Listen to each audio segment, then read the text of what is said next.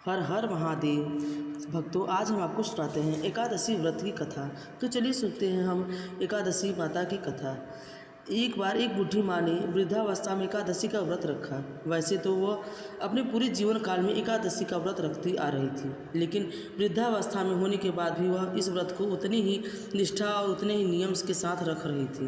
वृद्धावस्था में तो वैसे भी बहुत सारी बाधाएं होती हैं। वैसे तो बूढ़ी माँ को भगवान की कृपा से सारी सुख सुविधाएं प्राप्त थी, लेकिन फिर भी वो अपने परिवार के सुख समृद्धि की कामना से इस कठिन व्रत को रखने लगी।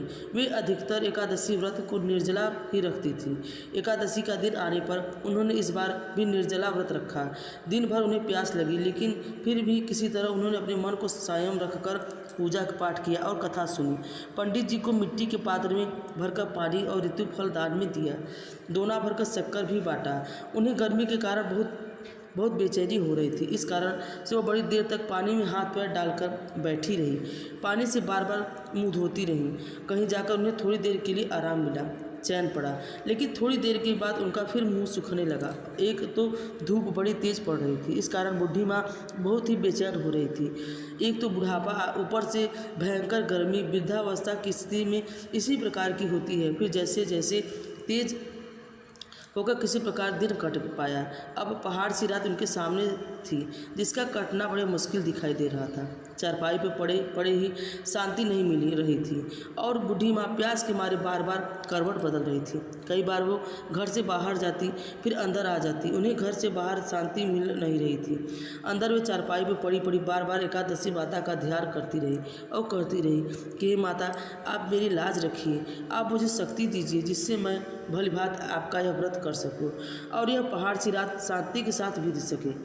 प्यास के कारण बूढ़ी माँ की बेचैनी तो बढ़ ही रही थी। उन्होंने धैर्य रखने का बहुत प्रयास किया, किंतु सहनशीलता की सीमा टूट गई और वो घबराकर प्यास के मारे एकदम चिल्लाने लगी कि बचाओ बचाओ, मेरे प्राण निकल रहे हैं। तब उनका चीखना चिल्लाना सुनकर परिवार भर के सभी लोग उनके आसपास इकट्ठा हो गए और पूछने लगे कि अम्मा जी, क्या हुआ? आपको क्यों चिल्ला रही हैं? आप कुछ को बुढ़ापे में इतने कठिन व्रत क्यों कर रही हैं? अम्मा जी, शक्ति जितनी होती है उतनी ही भक्ति भी होती है।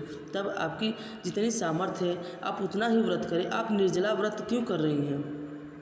इस व्रत को त्याग कर जल ग्रहण करें, आप पानी पी लीजिए। तब वो बूढ़ी माँ अपने परिवारजनों से कहने लगी, अरे मेरे तो प्राण निकल जा रहे हैं, जरा कोई मेरी छाती पर ठंडे पानी का घड़ा तो रख दो। तब नातियों ने दादी की छाती पर ठंडे पानी का घड़ा रख दिया। तब कहीं उन्हें थोड़ा आराम मिला।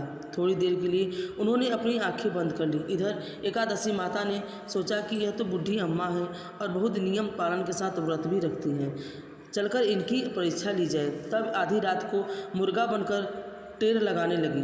अपने घर के द्वार पर मुर्गे की आवाज़ सुनकर दादी जल्दी से उठी और सोचा शायद सुबह हो गई, लेकिन जब बाहर आकर देखा तो आसमान में तो उन्हें कहीं भी प्रातःकालीन तारा दिखाई नहीं दिया। वे सोचने लगी कि यह मुर्गा क्यों और कैसे बोल रहा है। उन्हें प्यास तो लग ही रही थी। अब थोड़ा बहुत उनका मन भी बेचैन होने लगा, किंतु आखिरकार उन्होंने दृढ़ निश्चय किया कि अब तो मैं व्रत पूरा करके ही पानी पीऊँगी, भले ही मेरे प्राण निकल जाएं। यह सोचकर वह फिर से चारपाई पर निढाल होकर लेट गई। थोड़ी देर में एकादशी माता ने उनकी फिर से परीक्षा ले ली और एक छोटी सी बालिका बनकर एक गिलास में शरबत लेकर उनके सिरहाने खड़ी हो गई और जोर से आवाज़ लगाई। कहने लगी, दादी जी, सवेरा हो गया है, आप हाथ मुंह धोकर यह शरबत पी लीजिए।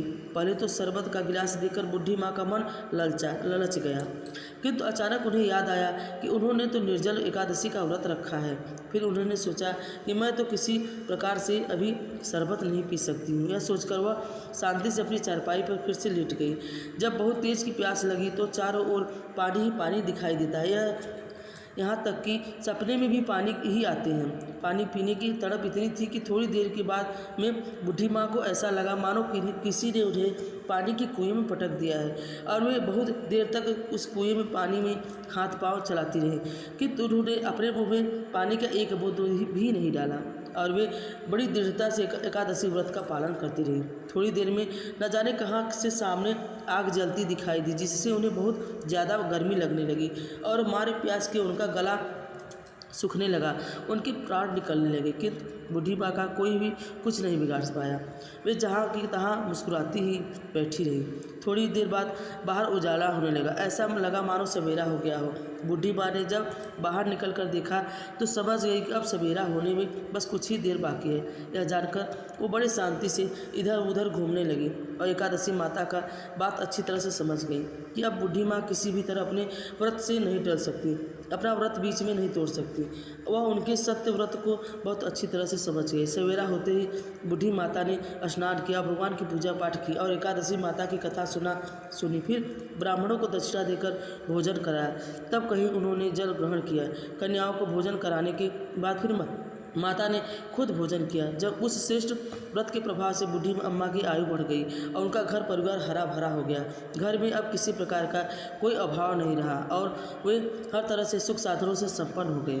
नातिन ने उनका घर भर गया और वे उसी दिन से 12 महीने की एकादशी का व्रत उसी प्रकार निर्जल रखने लगी। और फिर एकादशी व्रत की पूर्ण प्रताप से वो अपने जीवन में हर प्रकार के सुख भोग कर अंत में वैकुंठ धाम को चली गई। एकादशी माता जैसे आपने उस बूढ़ी माई और उनके परिवारजनों को सुख समृद्धि प्रदान की, वैसे आप बूढ़ी माँ को जैसे बूढ़ी माई को अंत में मोक्ष प्रदान किया, वैसे ही इस कथा को सुनने वाले सभी भक्तों को सुख सुविधाएं प्रदान कर उनकी मनोकामना पूर्ण करना और मोक्ष प्राप्ति की इच्छा रखने वाले भक्तों को मोक्ष प्रदान करना। प्रेम से बोलिए एकादशी माता की जय। प्रेम से बोलिए एकादशी माता की जय। हर हर महादेव।